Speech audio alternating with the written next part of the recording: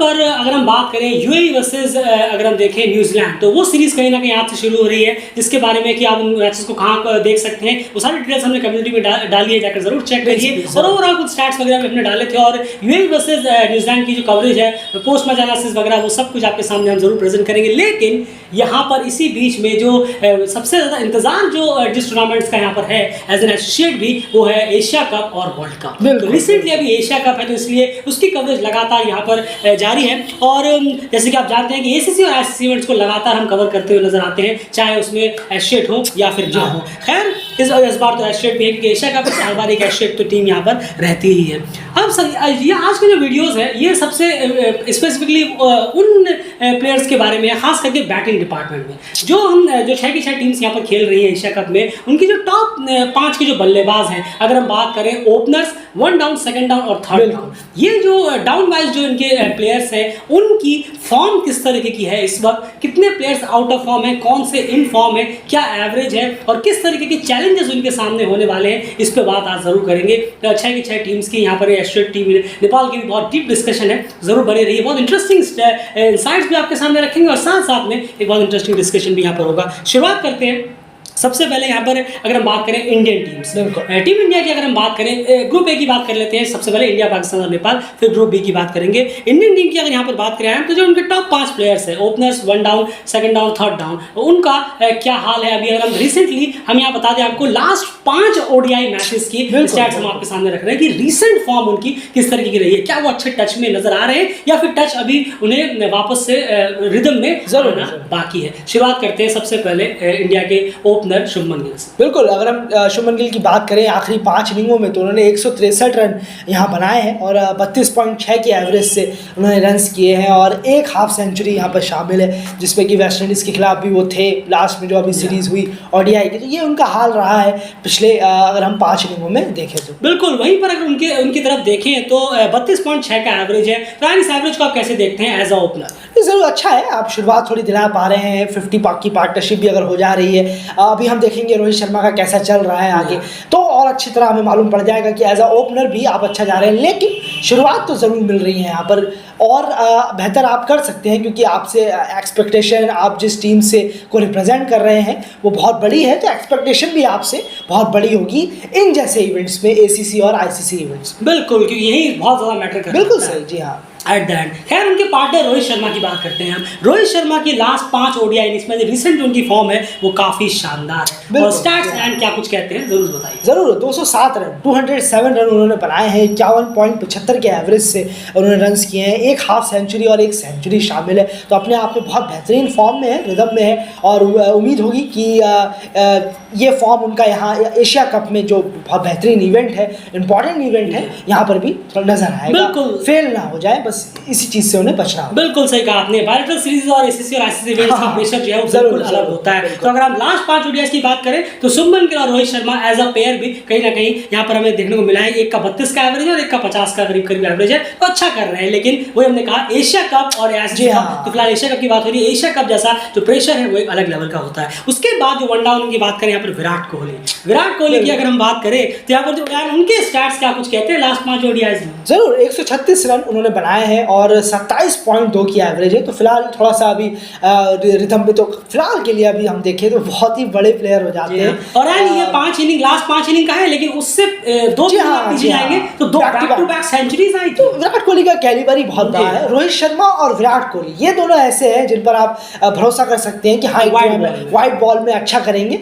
उनके बजाय आपको देखना होगा, बी प्रैक्टिकल होना पड़ेगा बाकी प्लेयर्स के लिए, पर इनके लिए आप कह सकते हैं कि नहीं, इन पर बिलीव रखना और रखना ही चाहिए जब रोहित शर्मा और विराट कोहली जैसे प्लेयर टीम में मौजूद। बिल्कुल, वहीं उसके बाद अगले डाउन्स की बात करें तो सूर्य कुमार यादव जी हाँ, एक्सपेक्टेड है कि वो उसके बाद यहाँ पर खेलते हुए नजर आएंगे। लेकिन ओडीआई में लास्ट 5 ओडीआई या ओवरऑल ओडीआई की बात करें, लेकिन फिलहाल लास्ट 5 ओडीआई की बात करें तो उनका फॉर्म बिल्कुल बहुत ज्यादा हॉरेबल रहा है। सूर्य कुमार यादव की बात करें तो उनके स्टैट्स क्या कुछ कहते हैं? बिल्कुल, 78 रन उन्होंने बनाए हैं 5 इनिंगों में, 15.6 का उनका एवरेज है।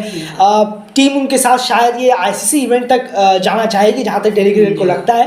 उसके बाद आप देखिएगा ज़रूर किसी नए की एंट्री होगी यहाँ प्लेयर की। ओडीआई से सूर्य कुमार यादव का अलविदा ज़रूर होगा अगर एशिया कप में उन्होंने कुछ बहुत बड़ा नहीं किया। अभी तक तो नज़र नहीं आए हैं। उम्मीद है कि चलिए आप एशिया कप में आपको मौका मिलने वाला है तो आप एशिया कप में करके दिखाएं। बिल्कुल। उसके बाद लास्ट प्लेयर की बात करें, अगर हम टॉप 5 की बात कर रहे थे तो उसमें लास्ट प्लेयर की बात करें हार्दिक पांड्या। हार्दिक पांड्या को देखें तो लास्ट 5 ओडीआई इनिंग्स में 123 रन उन्होंने अभी तक किए हैं और 30.75 की उनकी एवरेज रही है, जहां पर हाफ सेंचुरी सिर्फ एक उनके बल्ले से निकल कर आई है। इस एवरेज को आप किस तरह से देख रहे हैं? जरूर देखिए, आप इसे मीडियोकर कह सकते हैं क्योंकि वो एक ऑलराउंडर भी हैं, तो वो विकेट के साथ भी आ जाते हैं कि चलिए आपने उससे भी कंट्रीब्यूशन दे दिया। लेकिन आप इतने ऊपर आ रहे हैं तीसरे नंबर पर, तो आपसे एक उम्मीद भी है कि आप बेहतर। देखा गया है हमेशा, ये तो बहुत देखा गया है कि हार्दिक पांड्या रहते तो हैं लेकिन ठीक टाइम आने से पहले वो अलविदा कह देते हैं। और फिर हम देखते हैं कि 6ठे 7वें नंबर के प्लेयर जब कुछ बचा ही नहीं है मैच में तो वो कोशिश कर रहे हैं रन्स करने की, जिताने की, लेकिन हो नहीं पाता है। यानी इतना क्लियर आप कहना चाह रहे हैं कि फिनिश करने वाला नहीं, उन्हें अभी तक नहीं, बिल्कुल नहीं, अभी भी नहीं आया। कई बार ऐसा हो भी चुका है कि अच्छा मौका था लेकिन वो हाथ से चूक गए। चलिए देखते हैं एशिया कप एक और बार देख लेते हैं कि अभी एशिया कप आ रहा है। बिल्कुल। तो ये कहीं ना कहीं हाल रहा इंडिया का। अगर हम बात करें तो हमने आपको ओवरऑल बताया, तो यहाँ पर क्लियरली एक चीज़ नजर आई है कि रिसेंट फॉर्म्स में अगर हम देखें जो टॉप 3 बैट्समैन हैं, अगर हम बात करें शुभमन गिल, रोहित शर्मा और विराट कोहली, ये तीनों डेफिनेटली एक बहुत अच्छे रिदम में है। उसके बाद वो सब उसी डे वाले माध्यम वही वाली बात है, आज के डे में नहीं करेंगे बल्ला इनका चल जाए हो जाए, लेकिन ये बाकी जो 3 है ये सब डेफिनेटली एक अच्छे रिदम में जरूर है। लास्ट 5 ओडीआईस की हम यहाँ बात करें, रिसेंट फॉर्म की बात करें अगर ओवरऑल। अब यहाँ पर चलते हैं एक और नेक्स्ट टीम की तरफ, यहाँ बात करते हैं अब पाकिस्तान टीम की। पाकिस्तान की बात करें एज अ होस्ट टीम की, तो यार उनके जो टॉप 5 बैट्समैन यहाँ पर हैं वो है फ़खर जमान, इमाम उल हक जो कि ओपनिंग करने आते हैं दोनों, उसके बाद बाबर आजम, उसके बाद सलमान अली आगा यहाँ पर आते हुए नजर आ सकते हैं, और वहीं पर साथ साथ मोहम्मद रिजवान जो विकेट कीपर है। ये टॉप 5 बैट्समैन उनके जो ऊपर की तरफ आते हैं। इनकी रिसेंट फॉर्म एंड किस तरीके की रही, इनकी अगर लास्ट 5 ओडीआईस की बात करें तो कितना बेहतर है इनका, क्या किस टच में नजर आ रहे हैं सब लड़के? जरूर देखिए, अगर हम फ़खर जमा की बात करें तो यहाँ पर उन्होंने 363 रन बनाए हैं आखिरी के 5 ओडीआई में और 90.75 का उनका एवरेज, 90.75 ज़बरदस्त उनका एवरेज है। 2 शतक है और इसमें कोई हैरानी नहीं है कि वो ओडीआई में बहुत अच्छे प्लेयर हैं। उनका ओवरऑल जो क्रिकेट रहा है ओडीआई में शानदार रहा है। और उन्हीं की अगर हम काउंटर पार्ट की बात करें, यानी कि उन्हीं के साथी इमाम उल हक की बात करें, तो उन्होंने भी 191 रन बनाए हैं और 38.2 की उनकी एवरेज रही है और 2 हाफ सेंचुरीज भी उन्होंने लगाई हैं। और वाकई में शानदार ओपनिंग पार्टनरशिप है। हाल के सालों में ज़बरदस्त रन्स किए हैं इन्होंने ढेरों, और आखिरी के 5 इनिंगों में भी बहुत बेहतरीन इनका एवरेज रहा है। आप देखें, एक का 39 के करीब है और एक का 91 के करीब यहाँ पर एवरेज हो रहा है। ज़बरदस्त बैटिंग है दोनों। बिल्कुल। तो डेफिनेटली क्लियर है कि पाकिस्तान के जो ओपनर्स हैं वो बहुत ही बेहतरीन टच में है। अगर हम देखें ओवरऑल एक 91 के एवरेज से और एक 39 के एवरेज के आसपास से रिसेंटली 5 ओडीआईस की बात करें। उसके बाद जो अगले प्लेयर आते हैं बैटिंग यूनिट में वो है बाबर आजम। बाबर आजम की बात करें तो डेफिनेटली जिस तरीके का उनका नाम रहा है उस तरीके की परफॉर्मेंस भी रही है। परफॉर्मेंस से कहीं ना कहीं नाम उन्होंने ग्रैब किया है। लास्ट 5 ओडीआई इनिंग्स में उन्होंने 276 रन मारे हैं, 55.2 की शानदार एवरेज से, 2 हाफ सेंचुरीज हैं और 1 सेंचुरी भी इसमें शामिल है। तो कह सकते हैं आप कि 1 डाउन में भी काफी बेहतर और एक्सीलेंट एवरेज यहाँ पर चल रहा है। टॉप ऑर्डर ओपनर्स और 1 डाउन यहाँ पर भी इंडिया की तरह ही यहाँ पर भी कहीं ना कहीं बहुत अच्छे और बेहतरीन रिदम में है। बल्कि ओपनर्स की अगर हम बात करें तो वो तो थोड़े से ज्यादा बेहतर कहीं ना कहीं बेहतर करते हुए नजर आए हैं लास्ट 5 ओडीआई इनिंग्स की अगर हम बात करें। वहीं पर एंड उसके बाद सलमान अली आगा के बारे में आप क्या कह रहे हैं? उनका रिसेंट फॉर्म क्या कुछ कहता है, कितने इंपैक्टफुल हो सकते हैं एशिया कप में? जरूर देखिए, बहुत बेहतरीन तो गया है उनका। हाल में देखिए 5 इनिंगों में 198 रन बनाए हैं, 39.2 का उनका 6 का उनका एवरेज रहा है और 2 हाफ सेंचुरीज भी उन्होंने लगाई हैं। तो अपने आप में एक और बहुत अच्छा परफॉर्मेंस। 40 के एवरेज वाले प्लेयर आपके सेकेंड डाउन में आ रहे हैं हाल के परफॉर्मेंस पे, तो ये बहुत अच्छा जा रहा है। अगर हम देखें पाकिस्तान की एशिया कप में जो एंटर कर रहा है इस परफॉर्मेंस को लेकर, ये वाकई में बहुत अच्छा है कि मिडिल ऑर्डर में भी आपके पास ऐसे बल्लेबाज हैं जो 40 के एवरेज से रन कर रहे हैं। वहीं मोहम्मद रिजवान को अगर आप देखें 163 रन उन्होंने बनाए हैं, उनका एवरेज भी 53.6 का है। तो बताइए आप दूसरे डाउन पर आने वाले, सेकंड डाउन पर, जी हाँ थर्ड डाउन पर आने वाले, माफ़ कीजिएगा, थर्ड डाउन पर आने वाले प्लेयर का भी एवरेज शानदार है। और कहना होगा कि ये सब और हाफ सेंचुरीज एक मारी है मोहम्मद रिजवान ने, यानी कि नॉट आउट भी वो गए हैं 2 बार नॉट आउट। ज़रूर बहुत अच्छा यहाँ पर परफॉर्मेंस रहा है इन पाकिस्तान के बैट्समैन का। अगर हम कंपेयर करेंगे इंडिया के बल्लेबाजों से अगर पिछले 5 इनिंगों में, तो साफ है आगे चल रहे हैं वो इस वक्त। बिल्कुल सही कहा है, लेकिन यहाँ पर एक चीज़ मैं आपसे पूछना चाहूँगा, एक फैक्टर ज़रूर है कि यहाँ पर जो लास्ट 5 ओडीआई इनिंग्स की हम बात कर रहे हैं, डेफिनेटली होम एडवांटेज भी इसमें काफ़ी ज़्यादा रहा है। तो आपको क्या लगता है कि श्रीलंका में जाकर डेफिनेटली एक चैलेंज अलग होगा? मैं कुछ प्लेयर्स की बात नहीं कर रहा, जैसे फ़खर इमाम बाबर, इन पर डेफिनेटली नो डाउट है, ये डेफिनेटली किसी भी ग्राउंड पर यहाँ पर ओडीआई में बहुत स्ट्रॉन्ग प्लेयर्स है। उसके बाद के प्लेयर्स को आपको लगता है कि अवे में जाकर, श्रीलंकन कंडीशंस में जाकर इन प्लेयर्स को दिक्कत होगा ये एवरेज मेंटेन करने में? नहीं जरूर, देखिए दिक्कत तो दोनों को ही होने वाला है, क्योंकि इंडिया ने भी होम में ही खेला था ऑस्ट्रेलिया के खिलाफ और फिर वेस्ट इंडीज चले गए जो बहुत ही लो रैंक टीम हो जाती है आज के दौर में अगर देखें। ये बात भी है बिल्कुल। तो आप परफॉर्मेंस को इस तरीके से आप मेजर कर सकते हैं। पाकिस्तान ने होम में खेला, चलिए कोई बात नहीं, उन्होंने भी होम में खेला, और इंडिया ने भी अभी अपने होम में खेला था, वहां पर भी देखिए आप परफॉर्मेंस किस तरीके से जूझ रहे थे बल्लेबाज। तो ये जरूर है कि श्रीलंका में एक नया चैलेंज होगा, चाहे इंडिया के बल्लेबाज हो, पाकिस्तान के बल्लेबाज हो, बिल्कुल बहुत चैलेंज होगा। और अगर एक थोड़ा सा मेंटलिटी को देखेंगे, गेम अलग है, T20 गेम बहुत अलग होता है, लेकिन एक एटमॉस्फेयर, वो गर्मी, वो क्लाइमेट, उसमें कहीं ना कहीं अभी कुछ प्लेयर जो है वो लंकर प्रीमियर लीग में वहाँ है, लेकिन एटमॉस्फेयर अलग है, फॉर्मेट अलग है, लेकिन जो एक कंडीशन के हिसाब से ढलना है वो थोड़ा सा वहाँ पे प्लेयर कर पा रहे हैं। बिल्कुल। तो ये एक बहुत इंटरेस्टिंग होगा कि ये बैट्समैन जो है जो बहुत ही बेहतरीन फॉर्म में है पाकिस्तान के, अगर हम देखें पांचों के पांचों टॉप के बैट्समैन बहुत अच्छे, जी हाँ। ये श्रीलंका में किस तरह से चैलेंज को टैकल करते हुए जाते हैं, स्कोर करते हैं, ये देखना कहीं ना कहीं इंटरेस्टिंग होगा। चलिए अब बात करते हैं इस ग्रुप ए की कहीं कि लास्ट टीम, अगर हम बात करें एशियन टीम नेपाल के बारे में। नेपाल की अगर हम यहाँ पर बैट्समैन की यहाँ बात करें, डेफिनेटली सॉलिड स्ट्रगल है, डेफिनेटली कंप्लीटली स्ट्रगल है। अगर हम देखें टॉप 5 जो उनके बैट्समैन रहते हैं, ओपनर्स 1 डाउन, 2 और 3 डाउन, वो बहुत ज़्यादा स्ट्रगल करते हुए नजर आए हैं लास्ट 5 ओडीआई की अगर हम बात करें, क्योंकि ज़्यादातर जो उनके मेजॉरिटी ऑफ रन्स हैं वो निकल कर आए हैं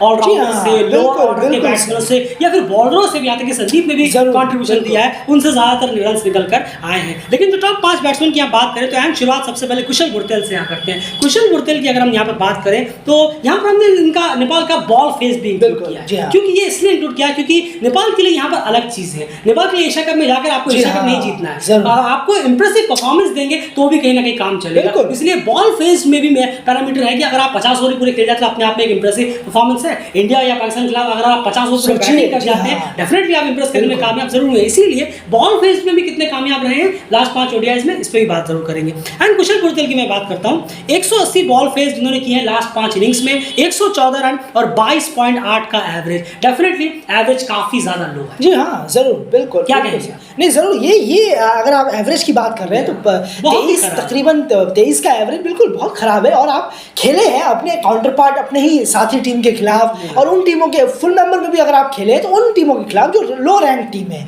आयरलैंड, वेस्ट इंडीज, जिम्बाब्वे, इनकी बॉलिंग के खिलाफ अभी हाल फिलहाल में खेले। और 5 हम ओडीआई की बात कर रहे हैं आखिरी में, बिल्कुल सही कहा आपने। तो आप इन्हीं टीमों के खिलाफ ज्यादातर खेलें तो थोड़ा सा अपने आप में एवरेज 30-35 का होना चाहिए ऊपर के बल्लेबाजों का, जो हमें यहाँ पर दिखा नहीं कुशल गुरतेल की तरफ से। बिल्कुल, तो यही कहने की बात। और आप देखें अगर उसमें वर्ल्ड कप क्वालिफायर में अगर आप देखें तो जिम्बाब्वे और वेस्ट इंडीज दो कहीं ना कहीं फुल मेंबर्स थे। उसके अलावा तो एशिया के खिलाफ भी मैचेस हुए थे, 2 शायद नीदरलैंड और यूएसए के खिलाफ वहाँ पे स्ट्रगल किया, यूएई के खिलाफ मैच खेले थे, और साथ में आयरलैंड के खिलाफ मैच हुआ, वहाँ पर भी कहीं ना कहीं परफॉर्मेंस वो निकल कर नहीं आई। तो एवरेज बहुत ज़्यादा खराब रहा है। उसके बाद आसिफ शेख की बात करें, इनका भी एवरेज बिल्कुल कुशल गुरतेल की तरह सेम गया है। लास्ट 5 इनिंग्स में 158 बॉल फेज, 114 रन, बिल्कुल सेम कुशल गुरतेल की तरह, और 22.8 का एवरेज। एक हाफ सेंचुरी जरूर के बल्ले से निकल कर आया, जो 60 रन की इनिंग एक आई थी, जो कि हम देखें अगर जिम्बाब्वे के खिलाफ, जी हाँ, कुशल गुरतेल का भी 99 पे एक हाफ सेंचुरी आई थी जिम्बाब्वे के खिलाफ। इसके अलावा यानी कुछ ओपनर जो है Kushal Rashid as a player last 5 innings में बहुत ही ज्यादा खराब रहा है नेपाल के लिए as a batting unit. Graph जो है वो एशिया कप में बहुत ज्यादा इससे स्तर अपना उठाना पड़ेगा, क्योंकि इंडिया पाकिस्तान के खिलाफ मैचेस है जो डेफिनेटली इंडिया वेस्ट इंडीज और जिम्बाब्वे से काफी बेहतर चैलेंज आपके सामने पेश करने वाले हैं। एंड ओपनर्स का जो परफॉर्मेंस है वो काफी खराब रहा है, बहुत ही खराब एवरेज रहा है, बहुत ही पुअर परफॉर्मेंस देखने को मिली। लेकिन उसके बाद क्या 1 डाउन, 2 डाउन, 3 डाउन में कुछ सुधार है? 1 डाउन की बात करते हैं। जरूर, देखिए यहाँ पर 217 बॉलें फेस की हैं भीम शार्की ने, थोड़ा सा ऊपर बढ़े हैं 1 डाउन के 217 बॉलें, और 122 रन बनाया है उसमें। और अगर हम एवरेज पे गौर करें तो यहाँ पर 30.5 30.5 का उनका एवरेज रह जाता है और हाफ सेंचुरी उन्होंने एक लगाई है। वन डाउन के प्लेयर हैं, यहाँ पहले प्लेयर हैं जो 30 तक पहुंचे हैं। उम्मीद होगी कि ये अपना परफॉर्मेंस को और उठाएं और बेहतर करें और ये जो फिर से खराब शॉट से बस बस बस उनसे ये शिकायत अभी भी है। बिल्कुल है, और जो दिखाया था उन्होंने वो तो जिस तरीके के शॉट्स उन्होंने दिखाए हैं, प्लीज़ उनसे बचने की कोशिश करिए। वहीं रोहित पटेल की बात करें तो 177 बॉलें उन्होंने फेस की हैं और 112 रन, सिर्फ 112 रन उन्होंने बनाए हैं। कैप्टन की परफॉर्मेंस ऐसी नहीं होनी चाहिए। और 22.4 की उनकी एवरेज है और कोई सेंचुरी हाफ सेंचुरी तो दूर दूर तक है ही नहीं, कोई नामो निशान नहीं है। तो आप ऊपर के बल्लेबाज हैं, आप सोच कर देखिए। ये हम बात नहीं कर रहे हैं कि नेपाल ने अगर ऑस्ट्रेलिया से खेला होता, साउथ अफ्रीका से खेला होता तो समझ में आता है, साल भर आप उन्हीं टीमों से खेल रहे हैं, इट्स ओके, कोई बात नहीं, सीखेंगे। लेकिन आप टीमें देखिए, आप नीदरलैंड से खेले, USA UAE से खेले, आयरलैंड से खेले, ये सब इन 5 मैचेस में वो भी है। बताइए, और इन जैसों की टीमों के खिलाफ अगर आप देखेंगे ऐसे एवरेज हैं तो आप सोच कर देखिए कि कितना हाई लेवल। और 10 दिन में तो ये हाई लेवल नहीं बढ़ सकते, एक अचानक वो अब देखना होगा कि हमें खास डे पे कुछ प्लेयर परफॉर्म कर जाएं जिससे कि इंप्रेसिव परफॉर्मेंस निकल कर आए, वो उम्मीद ही कर सकते हैं, बस और कुछ नहीं। बिल्कुल। तो यहाँ पर एक चीज़ मैं यहाँ पर वापस से लेके जाऊँगा थोड़ा सा पीछे। भीम शार्की की मैं अगर बात करूँ तो 217 बॉलें उन्होंने फेस की है, जो कि बॉलें फेस करने के लिहाज से थोड़ी सी बेटर जरूर है। जी हाँ। अगर हम देखें लास्ट 5 इनिंग में 217 बॉल्स उन्होंने फेस किए, 200 बॉल्स उन्होंने क्रॉस किए, लेकिन वही बात आ जाती है कि एवरेज को थोड़ा और बेहतर करेंगे। 30.5 का जिनका एवरेज है वो भी कहीं ना कहीं जो उन्होंने एक 70+ की इनिंग खेली थी यूएसए के खिलाफ, उसकी वजह से। लेकिन चलिए इनिंग तो खेली थी आगे, जो कि एक विनिंग कंट्रीब्यूशन में रहा, तो उसके लिए क्रेडिट उनको जरूर जाएगा। तो उन्हें खराब शॉट से बचने की जरूरत है। Rohit Patel as a captain बहुत ही खराब हुआ। एज अ कैप्टन अगर आप देखिए, एज अ कैप्टन ही खुद 22 के एवरेज से अगर परफॉर्मेंस देंगे तो बाकी प्लेयर्स पे क्या इंपैक्ट पड़ेगा। देखिए वो सब भी 22 के एवरेज को फॉलो कर रहे हैं, भीम शार्की को हम छोड़ दें। वहीं पर उसके बाद कुशल मल्ला की बात करें, कुशल मल्ला ने अगर हम बात करें प्रीमियर कप हो, जो नेपाल वगैरह में क्रिकेट वर्ल्ड कप के मैचेस हुए, धमाकेदार परफॉर्मेंस दी, लेकिन उसके बाद उनका बल्ला पूरी तरह से खामोश जरूर रहा है। लास्ट 5 ओडीआई इनिंग्स में 118 बॉल फेस्ड, 112 रन उन्होंने मारे सिर्फ, और 22 की एवरेज उनकी भी लगभग रही है, जो कि वही से कहानी दोहराती है। यानी जो ऊपर के नेपाल के टॉप 5 बैट्समैन हैं, ओपनर्स, वन डाउन, सेकंड और थर्ड, इसमें से 4 बैट्समैनों के 22 की एवरेज के साथ इस वक्त बैटिंग कर रहे हैं। वो लास्ट 5 इनिंग्स की बात करें, उसमें कहीं ना कहीं एसोसिएट्स के खिलाफ भी मैचेस हैं, नीदरलैंड के खिलाफ शायद मैच है, यूएसए के खिलाफ शायद है, और एक यूएई के खिलाफ भी मैचेस हैं। इनकी टीमों के होने के बावजूद भी 22 का एवरेज अपने आप में बहुत ज्यादा पुअर शो दर्शाता है कि नेपाल के जो टॉप के बैट्समैन हैं वो कितने ज्यादा खराब परफॉर्मेंस है इस वक्त यहाँ पर जूझते हुए। कहीं ना कहीं अगर हम देखें यहाँ पर तो इंडिया के बाद अगर पाकिस्तान की बात करें, उसके बाद अगर नेपाल की बात करें, तो ये 3 टीम्स जो है इनको मिलाकर जिस तरीके की टॉप 5 की परफॉर्मेंस यहाँ पर देखी है, तो नेपाल को अपना ग्राफ डेफिनेटली बहुत ज्यादा, क्योंकि बात अगर सिर्फ फुल मेंबर के खिलाफ की होती तो बात और होती, लेकिन यहाँ पर एसोसिएट्स के खिलाफ भी मैचेस थे लास्ट 5 में, वहाँ पर भी परफॉर्मेंस उस तरीके की देखने को हमें नहीं मिली है। और क्योंकि जिस तरीके की परफॉर्मेंस का ग्राफ आपको उठाना होगा इंप्रेसिव परफॉर्मेंस के लिए, वो कहीं ना कहीं नेपाल के टॉप 5 जो बैट्समैन है उनकी तरफ से रिस्पॉन्सिबिलिटी समझनी होगी और अपनी जिम्मेदारी और बेहतर तरीके से समझनी होगी, ताकि रन्स उनके बल्ले से कहीं ना कहीं निकले और पिच पर कहीं ना कहीं ठहरने की वो कोशिश करें, और साथ साथ में रन्स भी करें। सिर्फ पिच पर ठहरना ही काफी नहीं होगा, साथ साथ में आपको रन्स भी करने होंगे, और कॉन्फिडेंस सबसे पहले बॉडी लैंग्वेज भी आपको लेकर आनी होगी। वहीं पर ग्रुप ए की यहाँ पर हमने बातें कंप्लीट कर ली। उसके बाद ग्रुप बी ए के जो बैट्समैन हैं उनके बारे में एक और नेक्स्ट डिटेल वीडियो में आपके सामने हम प्रेजेंट जरूर करेंगे। फिलहाल इस वीडियो में इतना ही, और बाकी सारे अपडेट्स के लिए लगातार साथ रहिए। और यूएई वर्सेस अफगानिस्तान के, माफ कीजिएगा, यूएई वर्सेस न्यूजीलैंड की जो सीरीज है उसकी भी सारी अपडेट्स लगातार आपको टाइम टू टाइम कम्युनिटीज और वीडियोस के थ्रू लगातार मिलती रहेंगी। लेकिन एशिया कप का जो प्लेलिस्ट है उसे चेक करना किसी भी हाल में